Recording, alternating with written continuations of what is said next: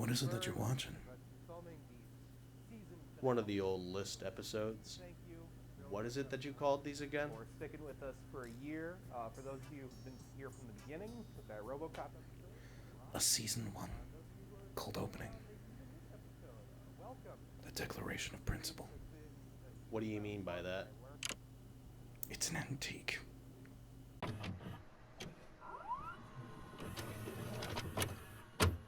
You've never seen it. I've never seen it. Oh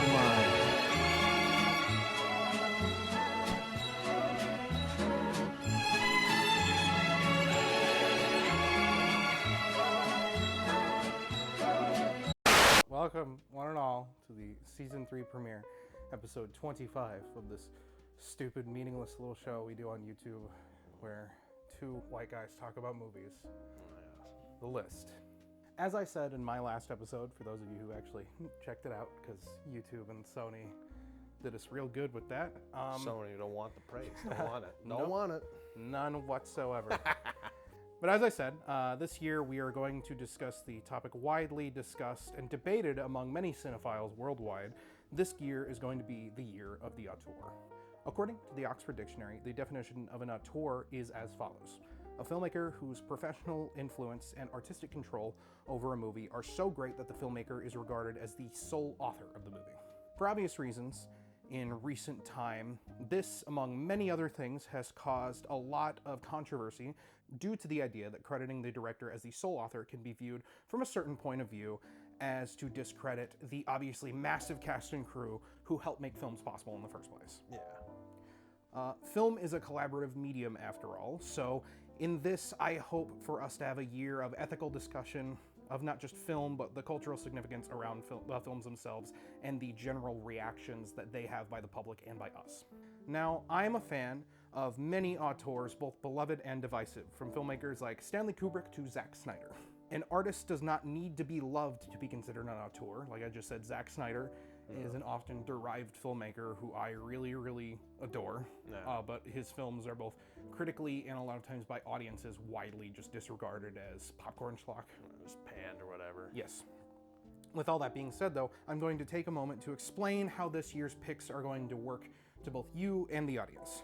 The 6 films I will be showing Tony this year will be done by 4 separate directors, which means if you can do basic math pretty well, 4 of the films we will be watching this year will be done by 2 separate directors. 2 separate directors getting 2 films each, and the other 2 getting, the other 2 getting Separate their own 1 film each, depending on the movie. This will be a guessing game of who's getting the double representation, basically. Yes. Which you won't really be able to find out until the episode happens, which is super cool. Now, on to today's film. A revolutionary masterpiece listed among people's favorite / best films ever made. Today's film is a story of power, greed, loneliness, humanity, hubris, and lastly, a desperate need for control of one's life. A film, I'll say, that earns every bit of hype that it has behind it. Now, this right here, everyone, this is the sack of film. The film sack. Why don't I go ahead and you hold out this sack of film Alright. Jesus Christ. and see what's inside? I'm gonna reach into the sack. Never thought it'd come to this. I did. Jesus fucking Christ. Hey! It's Citizen Kane. Yes. Today's film is Orson Welles' 1941 cinematic masterpiece, Citizen Kane.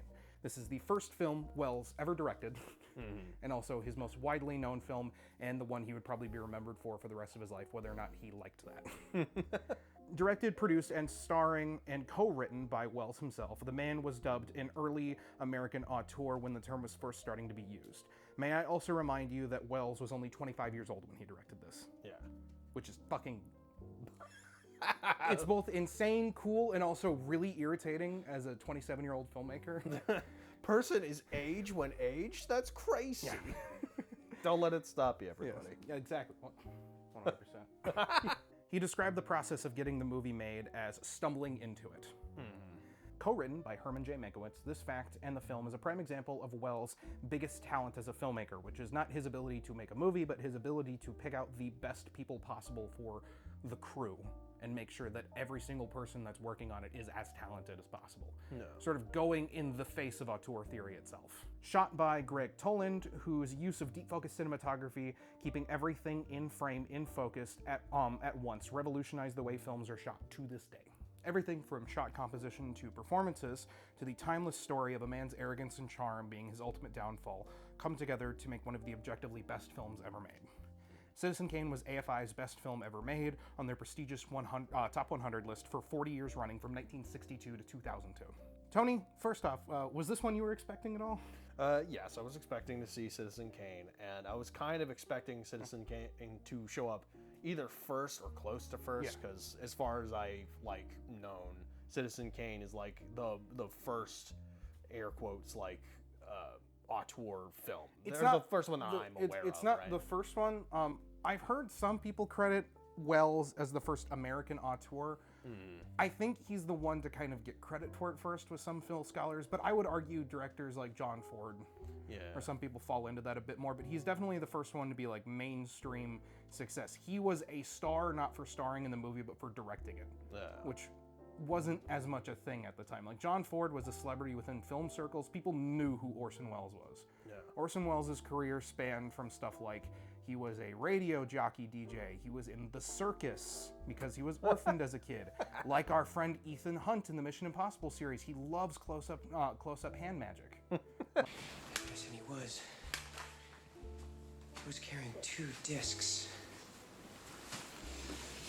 It's so hard to keep track of these things. Like, I love the dude.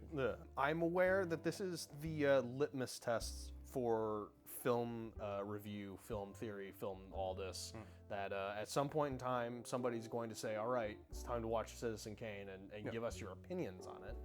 And I know it could be kind of divisive if you get very deep down into the fucking thick of it, I guess. I don't know, if you call this movie divisive, I think that's a little silly. How's it go? It's like if you dislike it, then you're gonna get hounded on the internet. But I don't know. I don't know. I don't want to call getting hounded on the internet warranted, but also it's low-key kind of warranted. Not even just because I think the thing people think when they think of Citizen Kane who haven't watched it and with its reputation is they're like, oh, it's a film that's it's an art film or some shit like that. It's not. No. It's just an entertaining, well-written sort of tragedy. It kind of gives me the vibes of if you play Undertale and you go, oh, I just don't. If you just say I don't really like it all that much, and that might get you fucking obliterated. But I don't know. Yeah. I haven't watched it. I don't really know what all to expect. It's it's groundbreaking for its time. Yeah, I know that it's groundbreaking still. This was made in 1943. It looks like a modern movie, and it feels like a modern movie. So I think the best thing to do is just fucking shut the hell up and go to watch it, I guess. All right, peeps, join us. Well, Tony and I go ahead and sit down on this couch and try and figure out the mystery of Rosebud.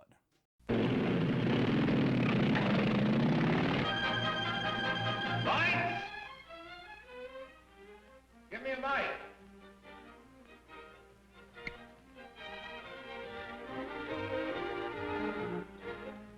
Thank you. How do you do, ladies and gentlemen? This is Orson Welles.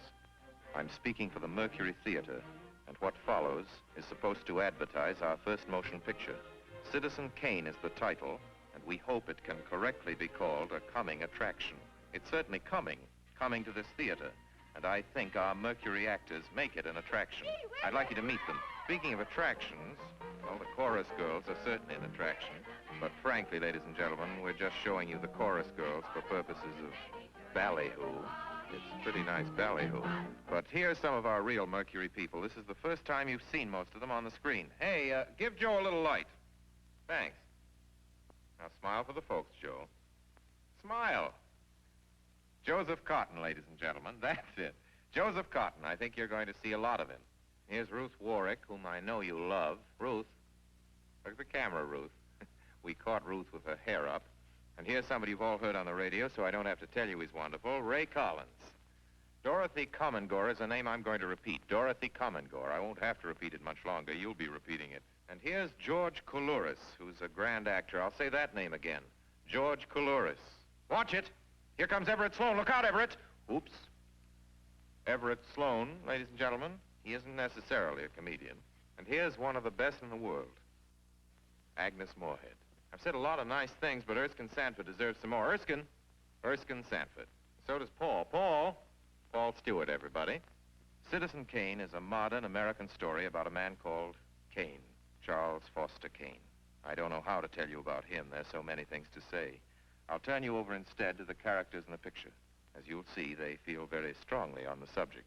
Charles Foster Kane is... Sure, he started the war. But do you think if it hadn't been for Mr. Kane, the United States would have the Panama Canal? Charles Foster Kane is nothing more or less than a communist. Kane, governor.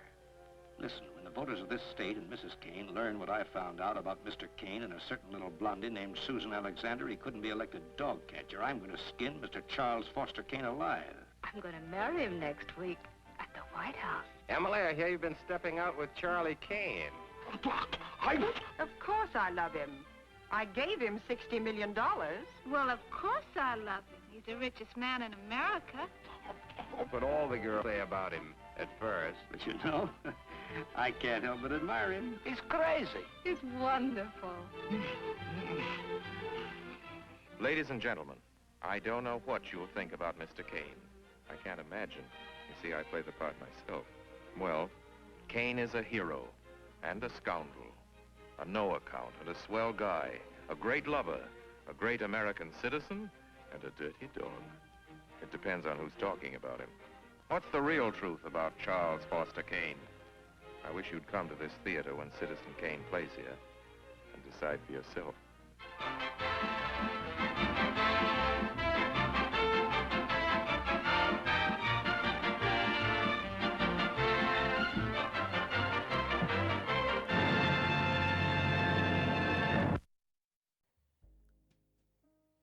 So, Tony,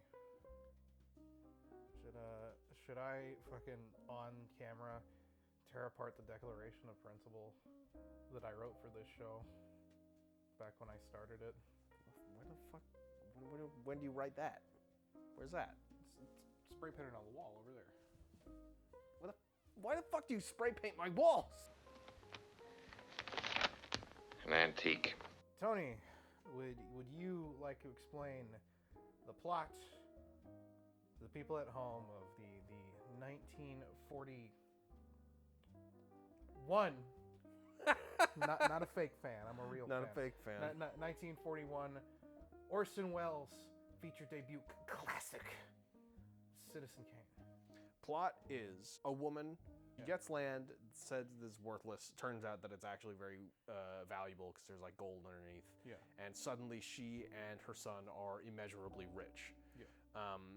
The son is then shipped away from his childhood life that they believe that shipping him away from this will be good for him and will be good for him to grow up somewhere outside of fucking snowy wherever the fuck. Colorado, yeah. He then spends about 25 years, give or take, growing up far away from family, from friends, from everywhere, being very rich. Being raised by a banker. And doesn't really grow up or mature emotionally. And then suddenly just has complete control over wealth beyond wealth and money beyond money.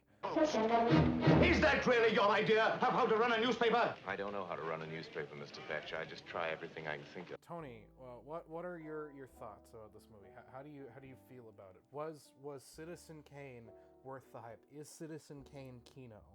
I think this is a gold standard for movies. If you can make if you can make a movie that at least in part is on par with what Citizen Kane was doing back in the 1940s, then you have made a good movie at the very bare minimum. If your visuals are as groundbreaking as that, or as impressive as that in current year, whatever current year is, then you've made a good movie at least. Yes, and if your story on top of that is as rock solid as this, and your themes are as rock solid, then you made a great movie. You made a fucking classic. This is the barometer for classics. Rosebud.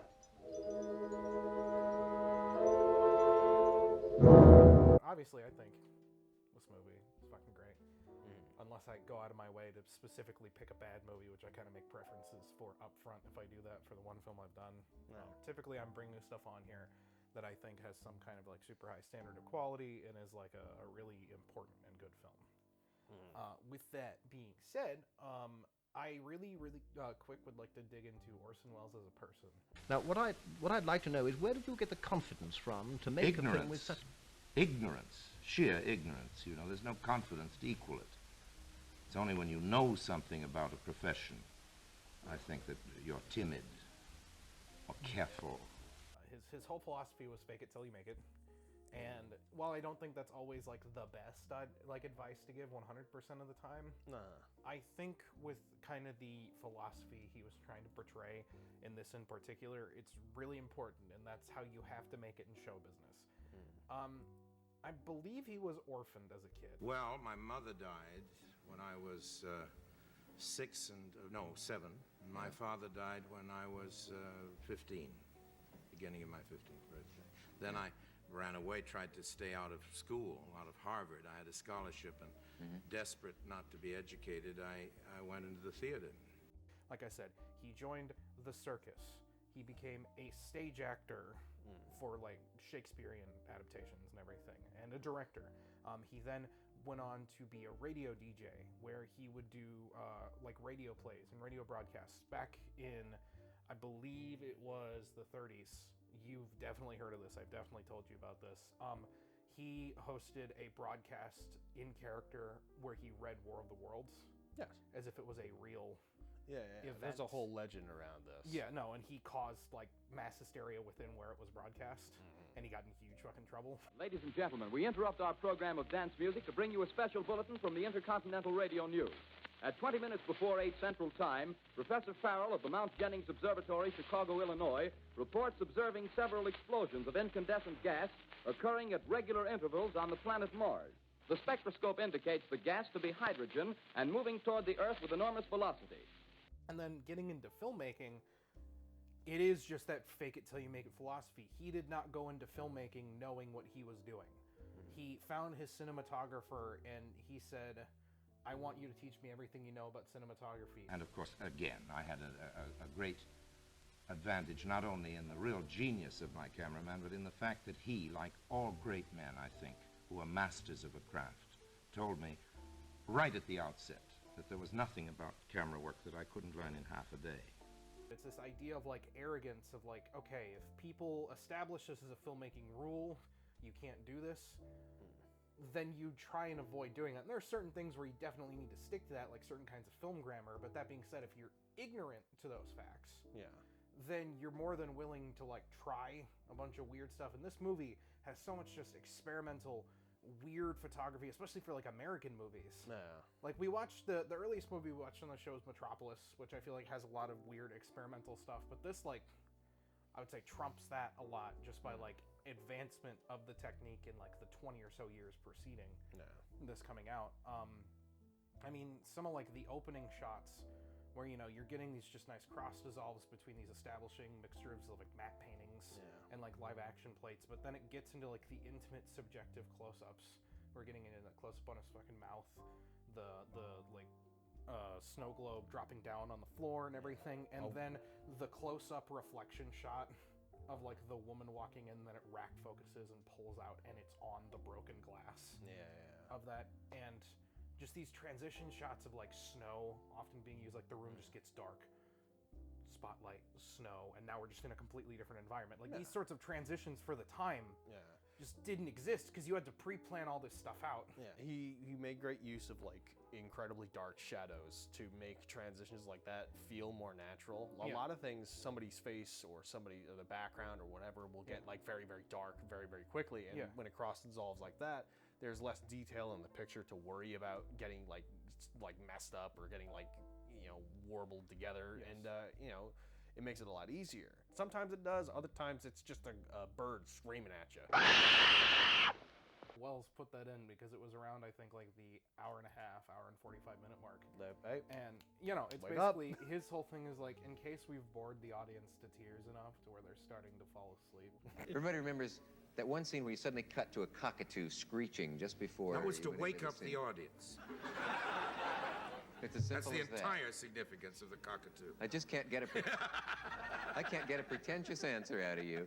The contrast of those like really weird experimental shots goes up against sort of the other experimental stuff, which is a lot of movies from around this time period, just for like ease of use and the fact that the medium was still so early.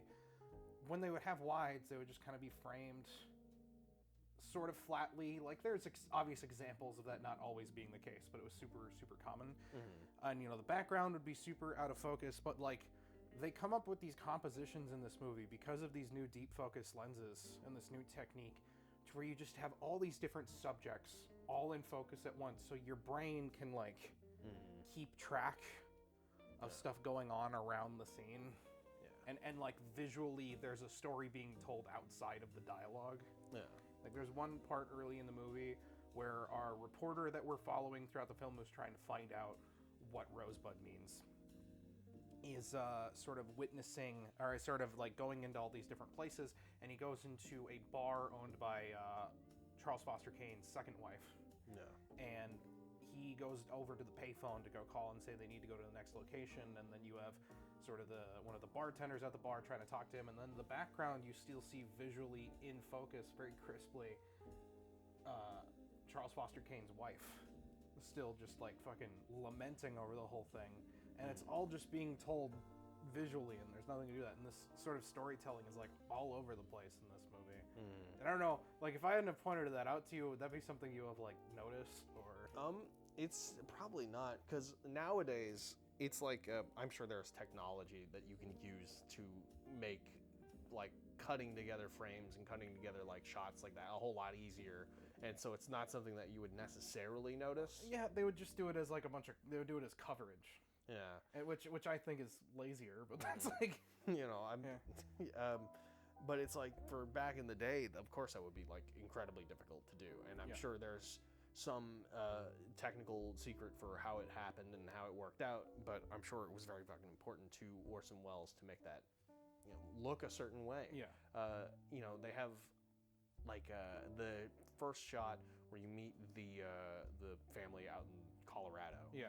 They have Orson's character as a kid just playing out in the snow, and he's in this square, he's very he's framed in this in the window, like literally as like almost a frame, and like I thought that scene is just so emotionally like away from the camera work, really complicated, and I like how it's not this simple thing of like, oh, the mother's like an evil woman, but also they're implying like, hey, maybe she just didn't want to have kids. Maybe she just didn't want to have kids, and maybe she just doesn't want this man to beat the shit out of this kid. And now that she's got the opportunity to, she's gonna fucking save him from that. What that kid needs is a good thrashing. That's what you think, is it, Jim? Yes. That's why he's going to be brought up where you can't get at him. In hindsight, you can almost see the father's point of view, where it's like you're taking this kid away from like a normal upbringing and away from living a child's life, like, you know, playing out in the snow and having fun, and now you're, you know, giving him to a fucking banker. And then what makes that even more twisted with the dad is once they were offered enough money, he just said, oh, well, I hope this works out. You can't buy me $20,000. Well, you can buy me. Anybody'd think I hadn't been a good husband. The sum of $50,000 a year is to be paid to you and Mr. Kane as long as you both live, and thereafter to the survivor. Well, let's hope it's all for the best. It is. Just any amount of money, being like, oh yeah, you can purchase anybody for any amount of money. And that's kind of the theme of this whole fucking movie is, you know, you can purchase things for money, but you can't like have things. Well, you can't that's, I for me at least, the way I view the themes of this movie is it's sort of like what a lack of control, not only in like your self-image, the way you're perceived by other people, but also just a general lack of control in just sort of every aspect of your life does to you, and how it will turn you into someone who's consistently like grasping, trying to constantly get a hold, because that's all like Charles is doing throughout the entire movie. It's like, okay, I don't want to do this thing, this thing, this thing, and this thing that you're telling me to do. You know, I don't want to be a loading provider. I want to run a newspaper because that sounds like fun. I think it would be fun to run a newspaper. Of course, he is a purveyor of news, so now he is controlling the narrative of the world to everyone else. Yeah.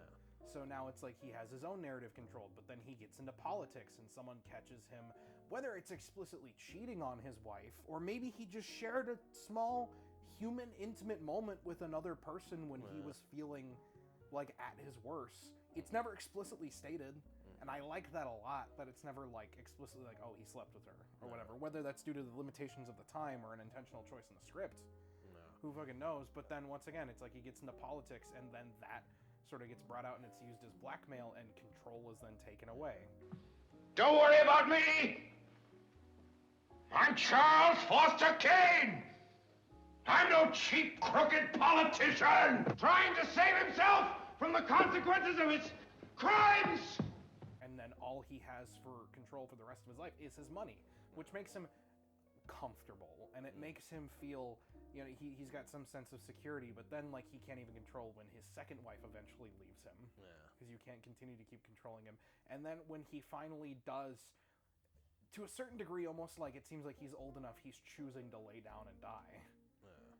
It's on the terms of like, I have nothing and I have no one, and the only thing I can think about was this time when I was a little boy, when the world seemed limitless and I was playing Civil War by myself in the snow. Rosebud. It's fucking Rosebud. Yeah. Jesus Christ, Rosebud. Yeah.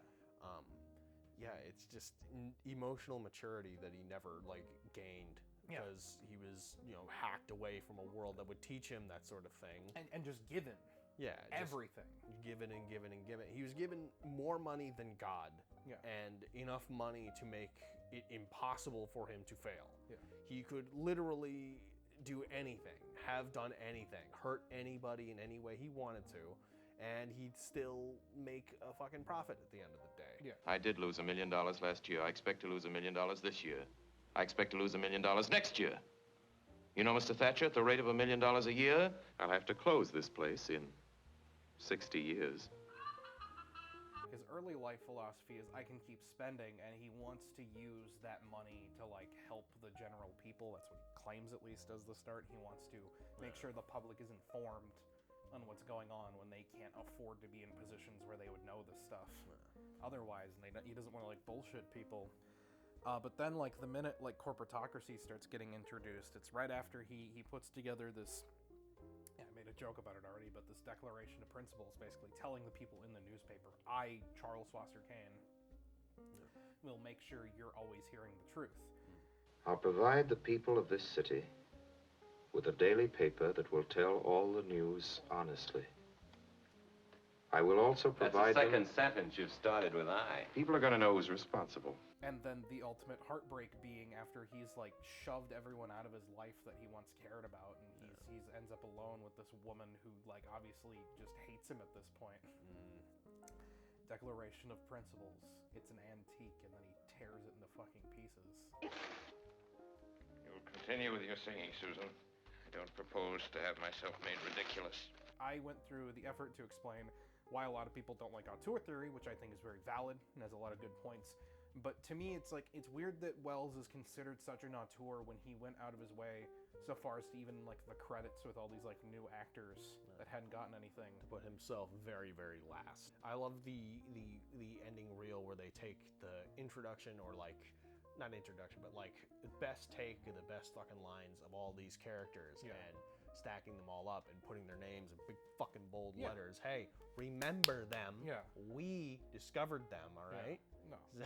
Pay attention. I don't know. It's like Welles, I don't think he's like egotistical. I just think he has a bit of like, I guess, a warranted ego. He's a very, like, every time you watch him in interviews, you know, he died tragically of like alcoholism and like his weight and everything. As he died, he was fucking huge, dude. Yeah. Last role he ever played was Unicron in the fucking Transformers movie from 1986. Who said that?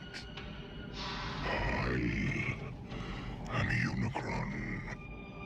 Like now, Welles' legacy with like a lot of, you know, Gen Zers on the internet and people like our age is the fucking the French. Ah, the French champagne has always been celebrated for its excellence. Which is funny and everything, but like also that's really fucking sad. Yeah. That really fucking depresses me so fucking much that like this guy who I think is like a genius fucking did this, and also a genius who never went out of his way to credit people, or always went out of his way to credit people. Now there is an argument to be made. Mankiewicz, the other writer of this, has had like years and years of like problems. He was this person who was like, I think he was like an alcoholic, and he like co-wrote the script, and he feels like he wasn't properly credited enough for the work that he did, even though he's above Welles on this. I know that there's a David Fincher movie about the behind the scenes of this that I need to watch at some point. It's the same, I think it comes down to the same problem as like when people start saying something is very overrated. Yeah. A lot of times something will become very popular, it will win awards, it will go down kind of in history for its accomplishments and stuff. And then people will try to find, like, now that it's been talked up and talked up and talked up and brought to this high level, people are kind of like running out of things to say that are nice about it. Yeah.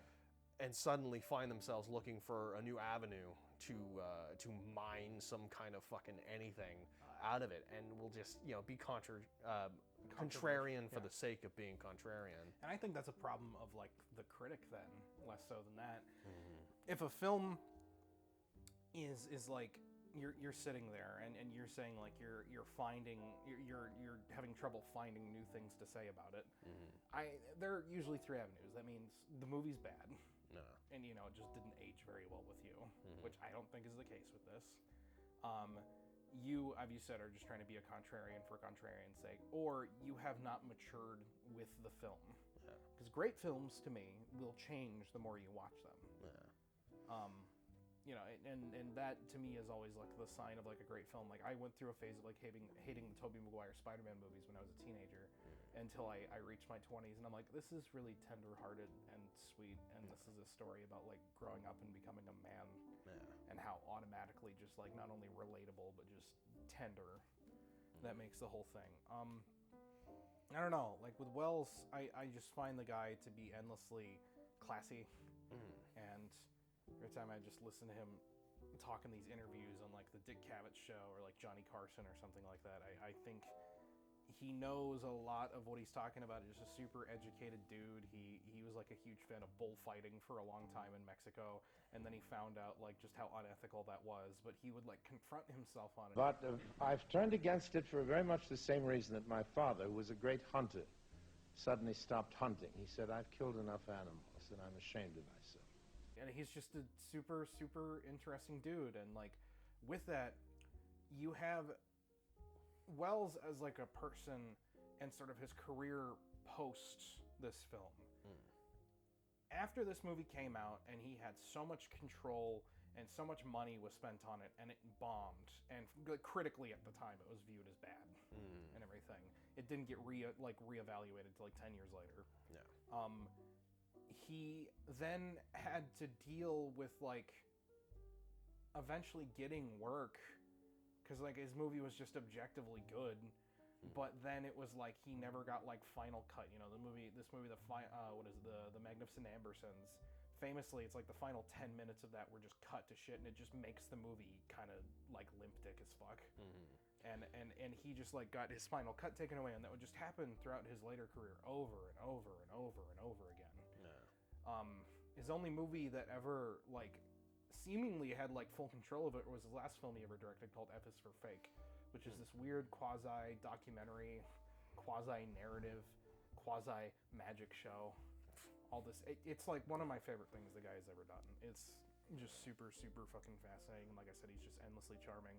But once again, it's just kind of crazy how like for someone who gets viewed as like so controlling and so contrarian, that a lot of his movies were seemingly just ruined by the thing that he was constantly going after. Listen, there's upsides and there's downsides to being an auteur, I guess, to being the guy with the name on the box.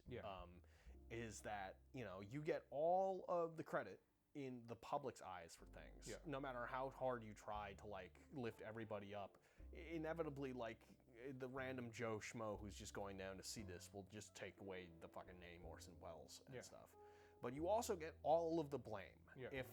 If anything's wrong with it, if anything's bad about it, if it's critically fucking panned, it's your fault now, jerk off. But what's so crazy about it is like his praise was so delayed that he ended up not really getting any of like the. Obviously, he had privileges. He was still allowed to make movies. He still was allowed to do this as a job, and he was super well off and everything.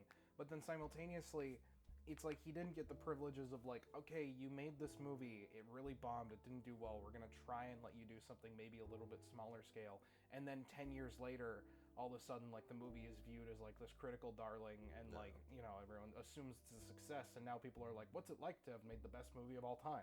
And then he's just like, I didn't reap any of the rewards of that, so I don't fucking know. It's like, where were you guys the last 10 years, man? So like, he doesn't get that initial like hype, but then like he gets the public gratitude, which he seemingly always appreciated on all of these interviews I watched. But then simultaneously, it doesn't really fucking matter much in the face of the industry that refused to kind of give him work in the way that he wanted to. And I've watched a good majority of his films either. It's like I've seen this, I watched parts of Chimes of something. It's a Shakespeare adaptation that he did. I can't remember off the top of my head. Okay. And F is for Fake. And I started watching Touch of Evil. I need to fucking finish that. But it's like I haven't watched most of what he does. And Magnificent Ambersons, which, like I said, just like kind of got ruined by an interfered with production. I don't really know what you'll have to say about this next thing, but I put it on here because it's tradition. I say. Everyone, will it be? Will it not? Tony's musical hour.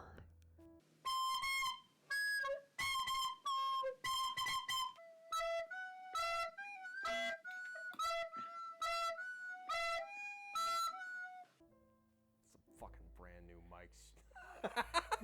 Music, right? I like music. I forget that I like music some days.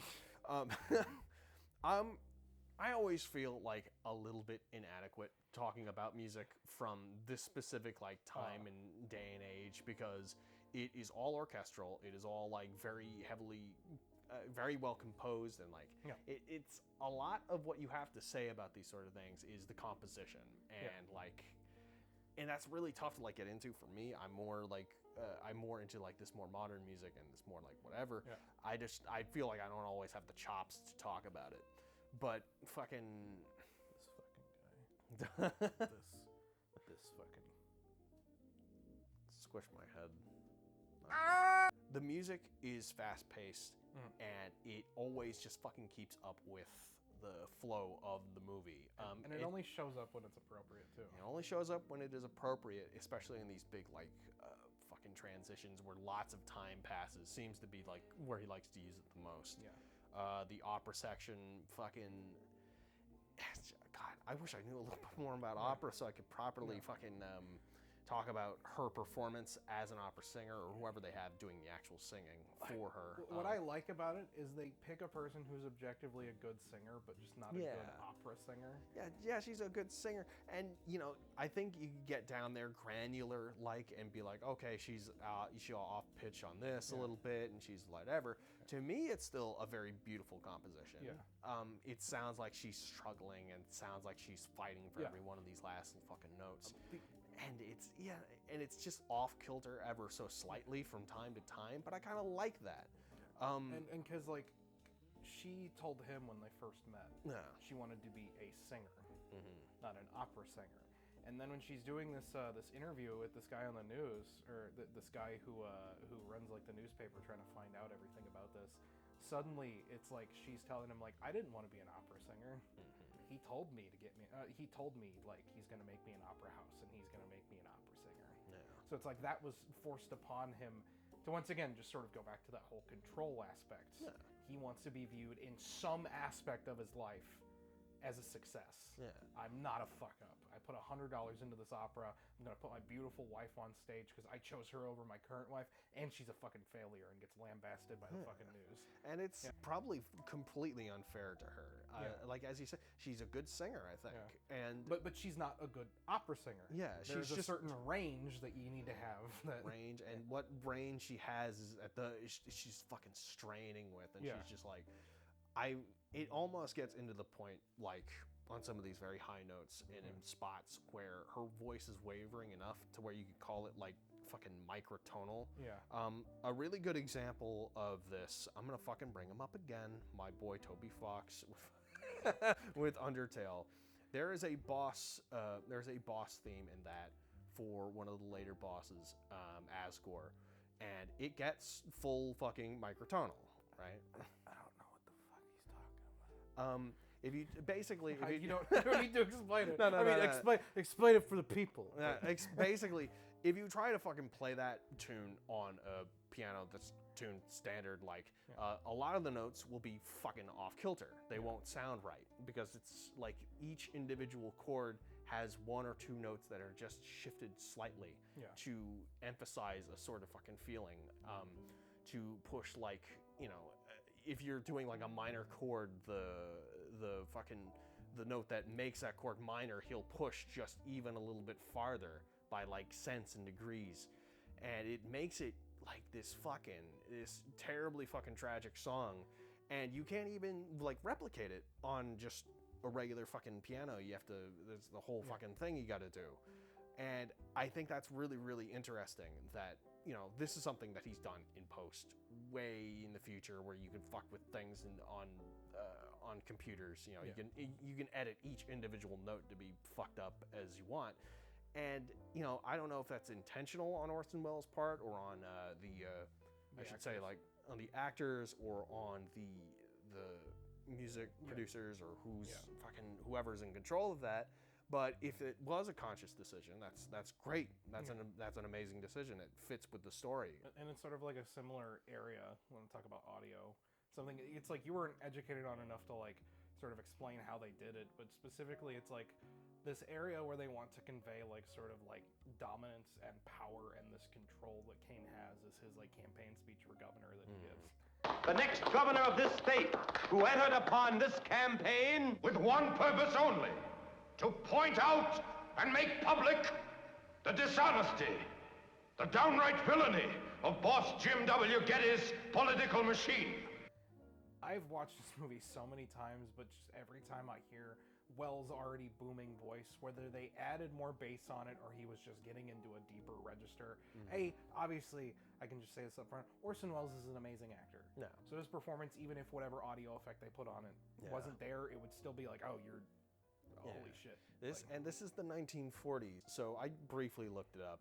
Like, the first kind of effects for instruments and things, like for reverb, those weren't invented until like the late 30s, early 40s for like Hammond organs, from what I can tell. It's very possible that they just went to a big-ass fucking church building or something, just re-recorded everything as loud as possible, you know? It's so... booming. Obviously, I'll put like examples here and everything, but it's just so like it's all encompassing. It's like they give him the voice of God for a second. I know the whole thing like that they do at like concerts and venues and everything when someone's like on a mic above someone else, you call it the voice of God mic and everything. But it's just it has that fucking granular feeling to it, and it's like, well, no shit, he was a radio DJ. It's but very like, grandiose. Like, I wouldn't be surprised if they literally just, if someone somewhere was at a place and said, it fucking sounds amazing in here, let's record my fucking lines here specifically, and then they just went and fucking did that. Do you have a favorite scene within the film? They're going through all of Orson Welles' character's shit, all of Kane's shit, all of his stuff, and rating it, and they're like, oh, you'd like to collect, you know, there's things from statues that are $25,000, and we also have this fucking jigsaw puzzle. We can get $2 out of that. Yeah, no, and they got that like fucking big ass cup that they gave them during the fucking scene when he comes back from Europe. Vacation. He collected a lot of things, and people are saying like, you know, I think that Rosebud is just this you know, it's just this piece of the puzzle that we'll never have. then they kind of like, they start panning over all of his things. And it starts with like statues and crates of God knows what, like expensive things. But at a certain point, it's like incomprehensible. Yeah, it literally becomes like one of those mess images where it's just name one fucking object in this area, right? In this photo, and they're panning over, and it's stuff, and it's a maze, and it's a horde, and eventually they kind of like start focusing in on something, and I'm sitting there thinking, okay, what is that? And they keep focusing in on it. I'm like, okay, what is it? Is that like a photo? Is that like a painting? What is that? Because he collected art and stuff, and I'm not even quite there to realizing what the fuck this thing is. And they're like, throw it in the fire. It's garbage. And they're just hauling just trash. People who, to this point in the story, probably haven't even been involved. They're just the guys who are cleaning up after the fact. They've just thrown a bunch of shit into the trash area. Yeah. And they're just going through it and burning it all. And they throw this object into the fire. And it pans in, it zooms in, you know, it comes in, and you see Rosebud.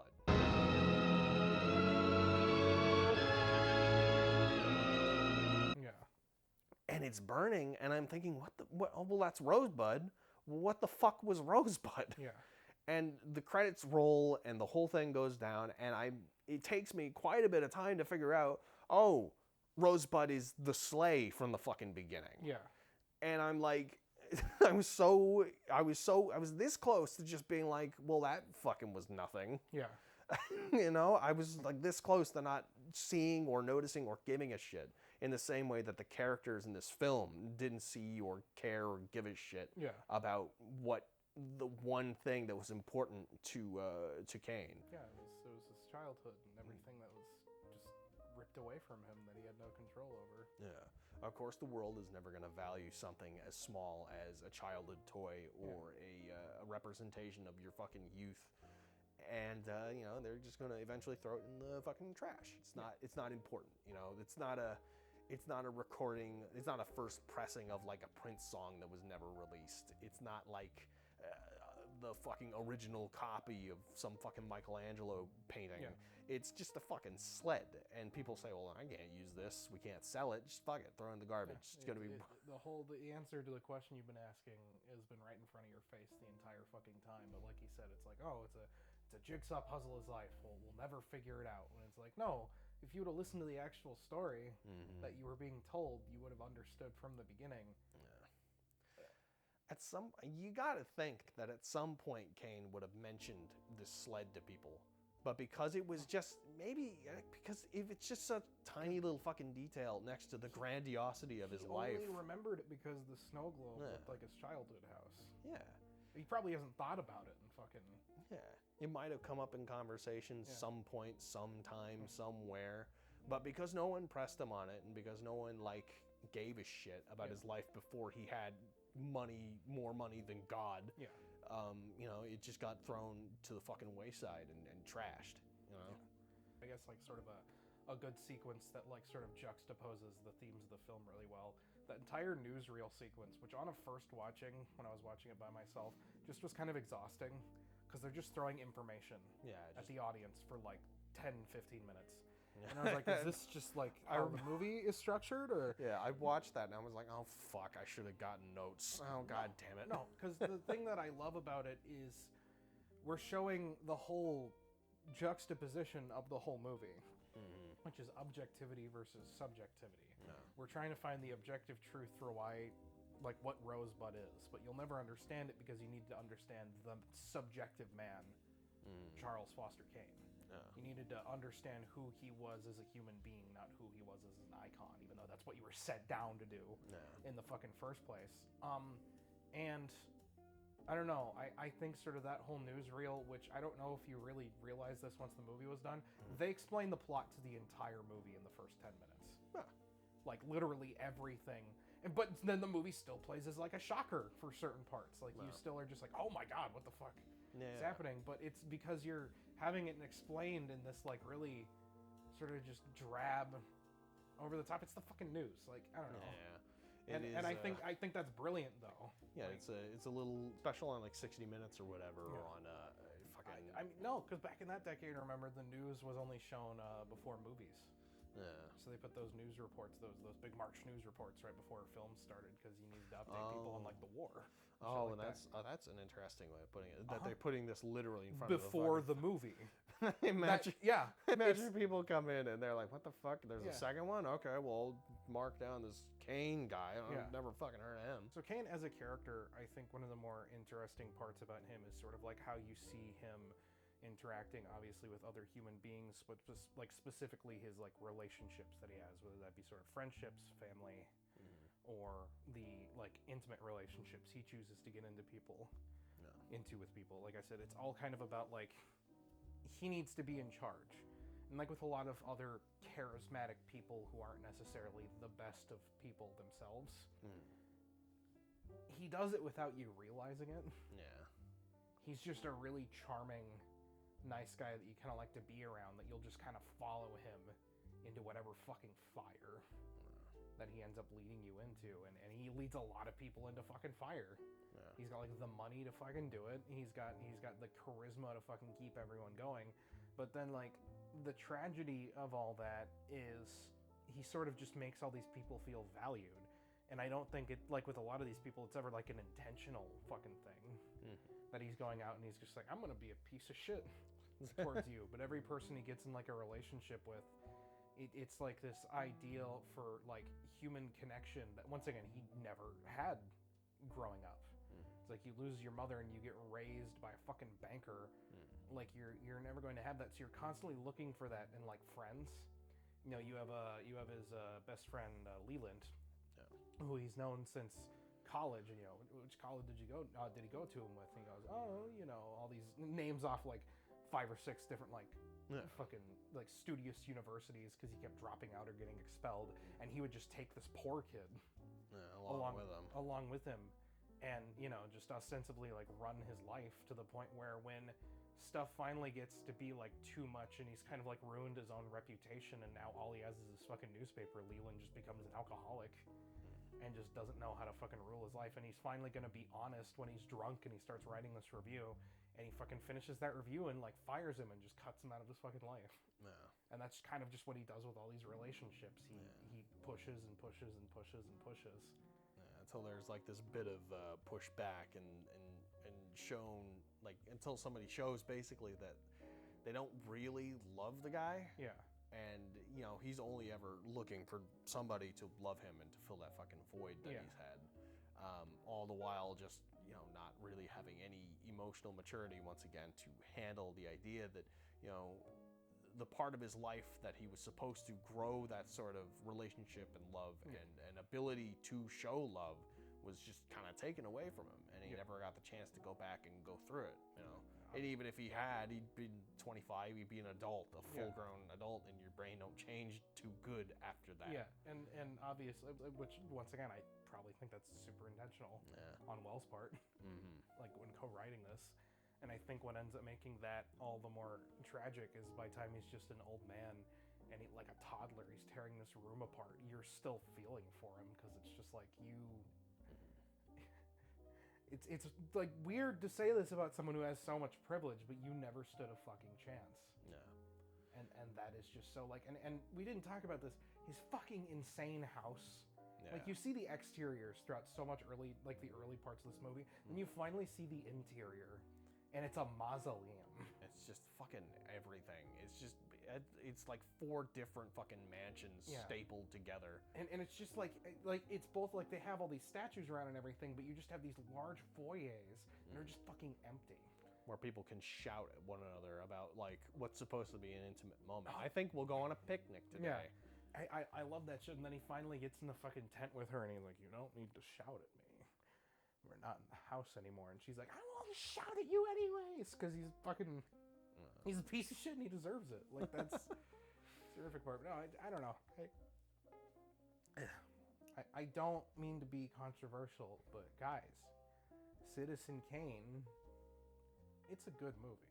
It's the gold standard. I said it before. If you can fucking match up to it, if you can come close to matching up to it, in any aspect of your film, even if the other parts are like kind of bad. Yeah. You know, I think you still have at least a good movie. Yeah. You know, so shoot for the stars. Shoot to be fucking Citizen Kane, I guess. Well, I'm happy you enjoyed it, and I am happy, everyone, that we have had a wonderful time on this season 3 premiere episode of The List. Thank you all for sticking around, for everyone that's still here. Leave a like if you want to. Once again, I don't really care, but if you want to engage with us, cool. You ask us questions in the comments. If you've seen Citizen Kane, fucking start a movement down there. A cult. Don't start a cult.